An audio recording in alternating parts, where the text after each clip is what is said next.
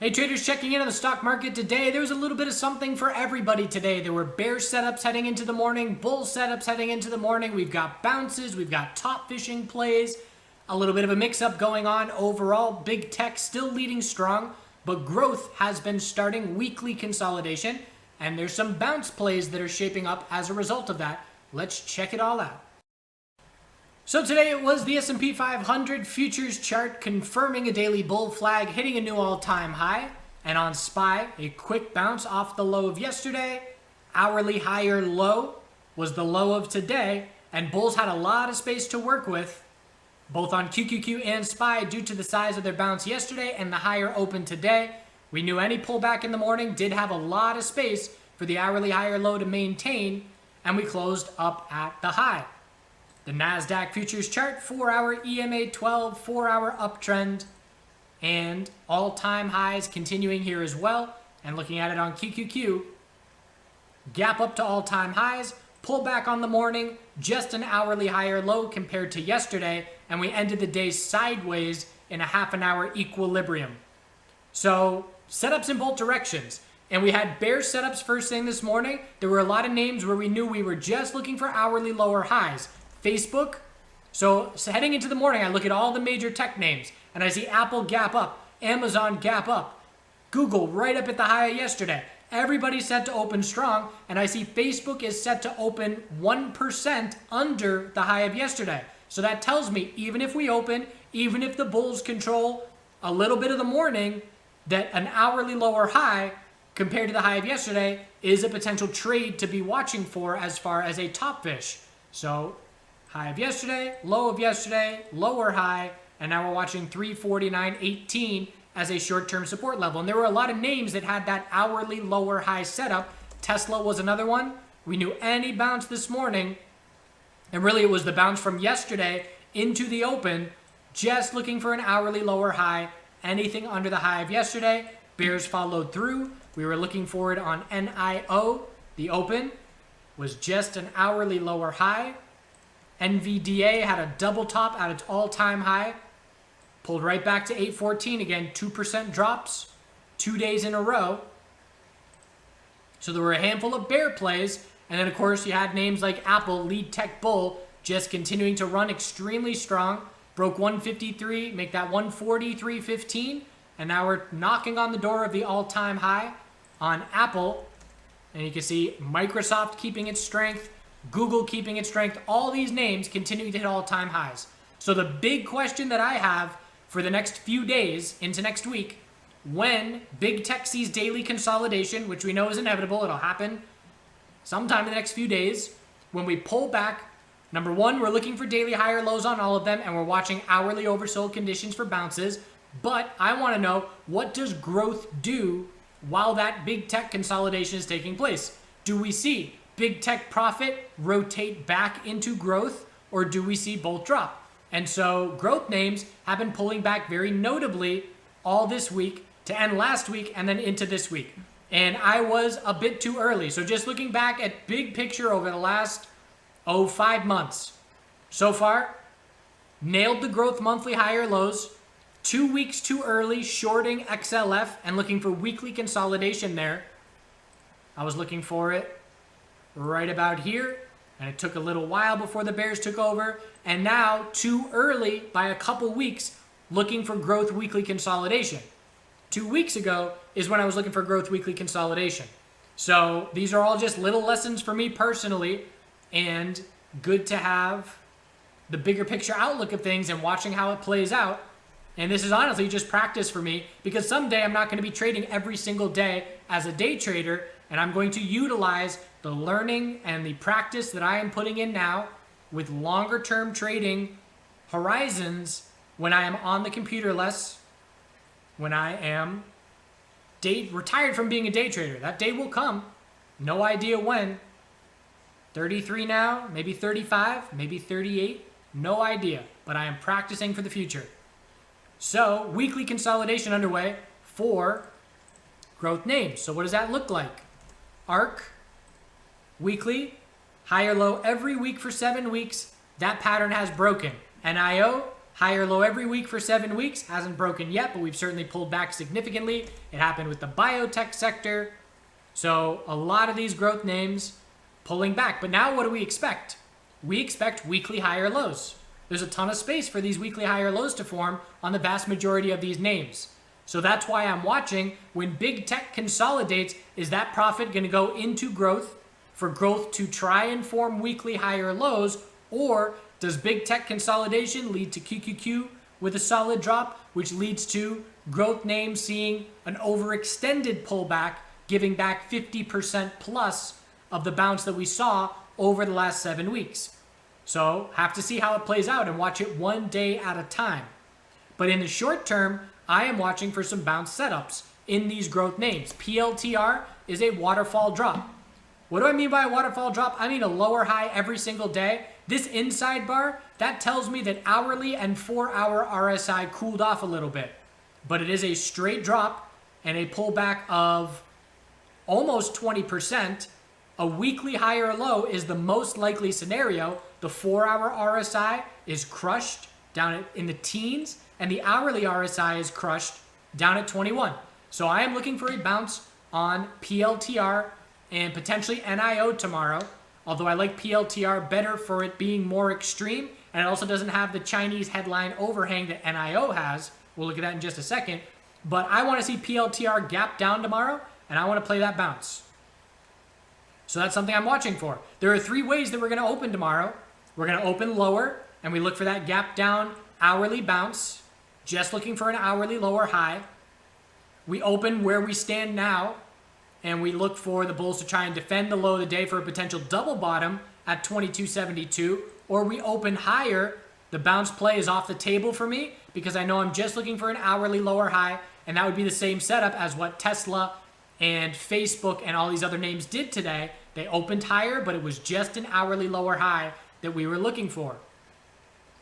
So I have no idea how we're going to open tomorrow, and I'm not establishing any trade game plan until I see what pre-market is doing. But I know those 3 scenarios: potential bottom fish, gap down for the bounce, or a higher open just looking for an hourly lower high, and the bounce off the table at least for first thing in the morning. NIO has a double whammy hitting it. Huge bear day today, and it was a daily higher low set, a solid bounce yesterday, and then rolling over, joining growth names in consolidation.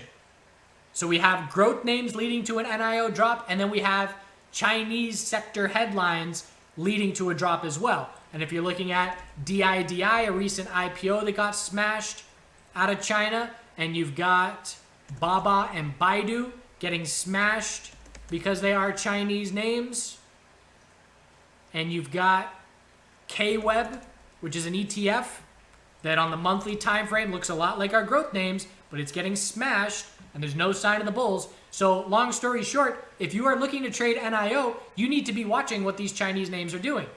Because if I'm playing a bounce on NIO, I want to see Baba and Baidu and KWeb and all these names bouncing as well, because that's just added momentum and wind at my back as far as price action going in the direction that I'm looking.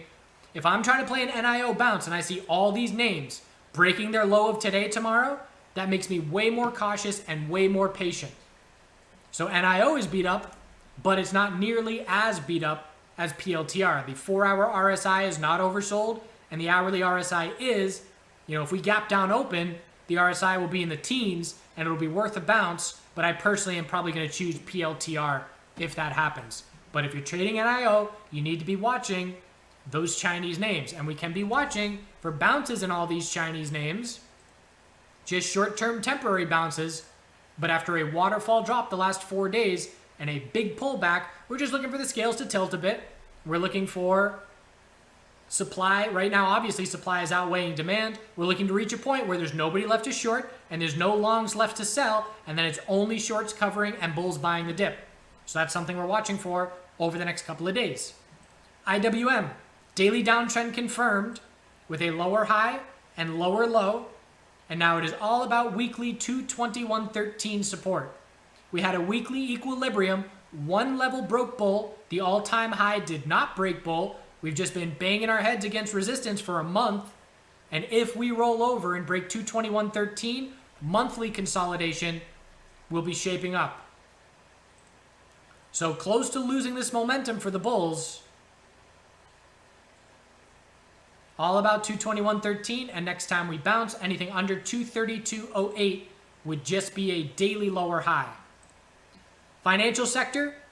So we have a clear wall of resistance just over 37, but I am expecting a higher low compared to 35.18. And again, we pulled up the 2-day time frame yesterday to show that a little bit more clearly, where it's essentially just the all-time high, the low of a dump, topped out on the bounce, and we're scouting the higher low compared to 35.18. Inverse relationship with QQQ stayed intact for a good part of the morning. It did shift a bit. We hit a new high of the day at 11:30, and QQQ did not hit a new low of the day at 11:30, and that's when the correlation shifted to favor the S&P 500 bulls.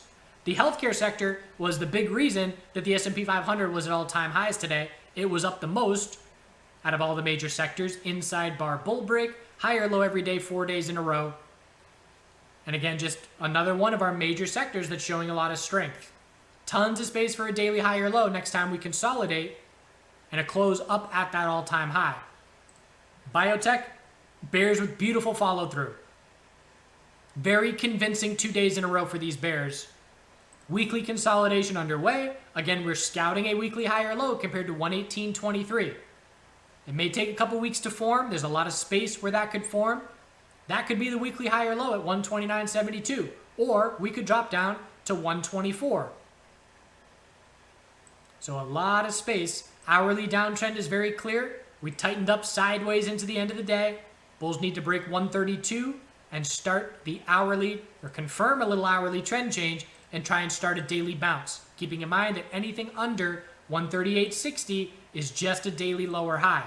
The bulls have to see a daily trend change back in their favor shape up if we're going to set a weekly higher low. Energy sector following through with the bear break. And this is ideal because you're not only breaking a pattern bearish, rising wedge pattern broke bear, but a price level equilibrium broke bear at the same time. Best of both worlds. And then you have the commodities themselves showing weakness. So the sector showed weakness first, the commodities showing weakness after. Next support level for XLE is 51.42 and 51.18. And the weekly chart is shifting. Bulls just got tired. Rising wedge bear break. Next time we bounce on the daily, anything under 55.27 is just a daily lower high. And while we're on that topic, the oil bulls for the August contract just lost the weekly EMA 12, I should say the daily EMA 12, for the first time in 6 weeks. That's very notable. We confirm the 4-hour downtrend. Increasing bear volume, lower high, lower low on increasing bear volume. So we have a 4-hour downtrend as a guide. Support after 71.07 is 69.54. And we're watching for first 4-hour oversold conditions. We got right up to it on this drop. But any more red from here, and it'll be 4-hour oversold conditions. Higher low every week, 6 weeks in a row. That pattern has now broken. Very similar to growth names, but just happening at a different point on their charts. And natural gas, daily bull flag confirmed with 0 follow-through. Now a break of support. Shaping up for the potential of weekly consolidation. And again, both oil and natural gas pulling back, helping the energy sector bears follow through on their break from yesterday. SMH.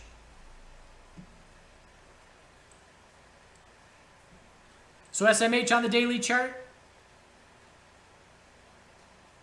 trying to hold strong as a bull flag, but the pullback's a little bit more than the bulls would like to see at this point. Weak close. NVDA hasn't even started daily consolidation at this point.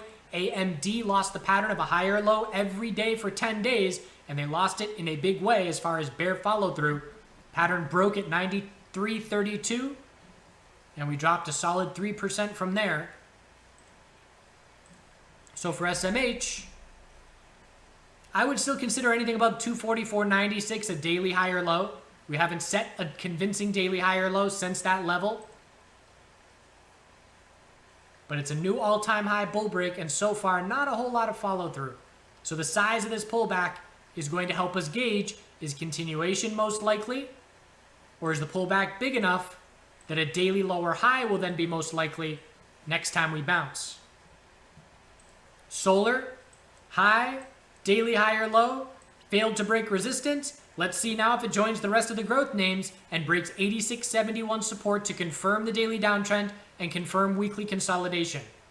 This is one of the few growth names, this is a sector, but that hasn't seen weekly consolidation start yet. And most other names that we're watching have. So let's see if it acts as a laggard. It's all about 86.71 support in the short term. Nice top fish for bears. Unable to break resistance by pretty much $1. MSOS had some upgrades today, which helped it hold stronger than the broader market. But in the end, it's a daily inside bar. If the inside bar breaks bull tomorrow, our new daily high or low is set. But bulls certainly still have proving to do. The VIX, daily inside bar, another upper wick. And again, that's just QQQ and SPY setting hourly higher lows on their uptrend. Morning pullback, hourly higher low set, bounce into the afternoon. That's been the pattern the last 2 days. But not much going on as far as VIX follow through. Dollar, bull break on the daily. New key support is 92 for the daily uptrend to remain intact. Next resistance after 92.43, looking up at 92.50. And all we care about is how long can the bulls maintain the daily uptrend as we scout for a weekly lower high compared to 93.44 to be the most likely scenario, at least on an initial rejection. Higher low every week, 6 weeks in a row now. That being said, we keep hitting higher highs, and the metals keep holding on well. At least gold does. Gold, higher low every day for 6 days, even though the dollar has hit a higher low, or I should say a higher high, probably half of those days. So it is still positioned well comparative to the dollar's strength. We do know we must change the daily trend. If we do not change the daily trend bull, it's a potential weekly bear flag. If we change the daily trend bullish, we will likely see a big enough weekly bounce that a weekly higher low then becomes the more likely scenario. Silver already started weekly consolidation. We must hold 25.52 and break 26.77 to confirm the daily trend change. If we do not confirm a daily trend change, it's a weekly bear flag. Miners, daily inside bar, 35.18, 35.05, double top. Same thing, when we lose the pattern of a higher low every day, must confirm the trend change on the daily chart to not be a weekly bear flag. Bulls have to prove it on the daily for the metals and the miners. We already did the commodities here. So, I only took one trade today, really. And my trade, another oversold bounce. This week, I've gone 4 for 4 with oversold bounces, with one of them being break even. I guess NIO was pretty much break even. We'll call 2 of them break even. And I had one small loss trying a top fish on NVDA, but just sticking with what's working. And again, this current market environment, there are trade setups for every kind of trader. Bear traders, bull traders, momentum traders, bounce traders. There's something for everybody. And for me, it was AMC. And I took this trade while live streaming. And the one thing I do like about trading while live streaming is it makes me very picky, because I know I'm more distracted than if I were just by myself in the zone watching 2 screens, 1 ticker, and whatever it's correlated to. But when I'm live streaming and looking at all these different things and answering questions and all that, I'm a lot more picky. So that makes me really patient. So on this AMC drop today, we just absolutely dumped all morning. We went from 49 to 42.80. So that is a pullback of over 10% in a half an hour. So I look at this waterfall drop. So why didn't I enter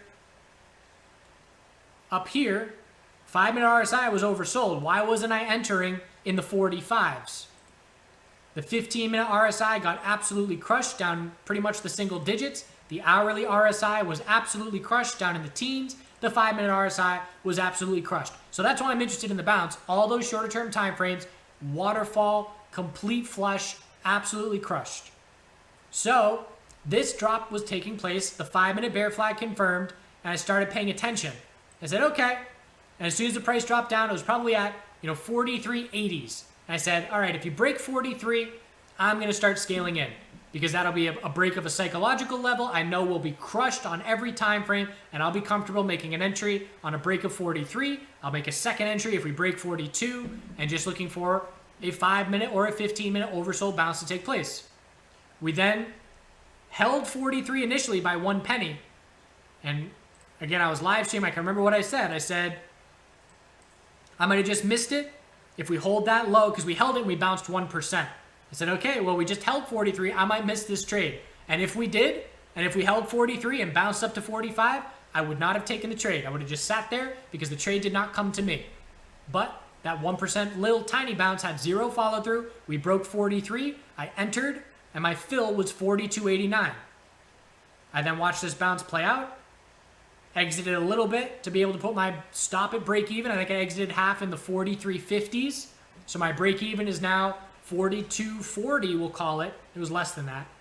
42.30s. So I'm extremely comfortable now. And I let the trade play out as far as the 1-minute trend change took place. I then zoomed out and I scaled out a little bit more. Initially I had a target of just under 45, but I was distracted and I missed that sell.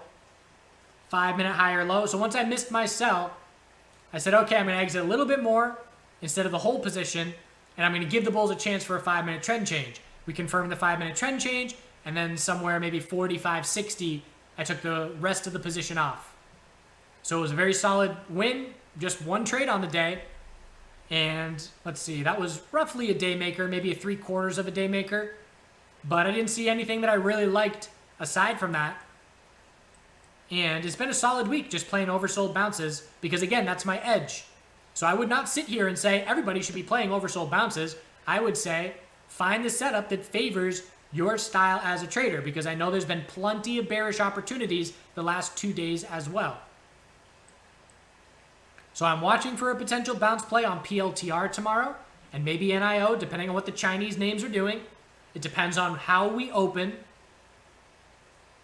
But PLTR, waterfall drop, looking for a weekly high or low. Just watching for the scales to tilt between supply and demand, and we'll see how it shapes up. Hope you had a good day. Don't forget to do good things. Appreciate you watching. Likes, subscribes, and comments are always appreciated. And we'll see you tomorrow. You be a good girl? Yeah, that's a good girl.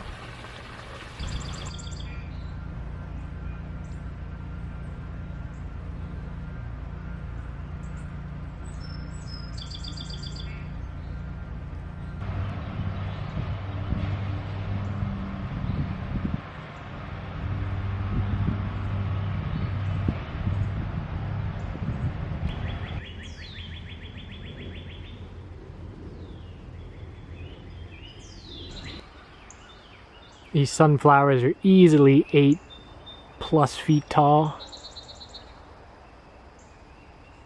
Probably more like 9 or 10 at this point. Starting to harvest the first cucumbers. Some of them, I didn't realize that they would be this easily stuck within the chicken wire. So some of them are getting pinched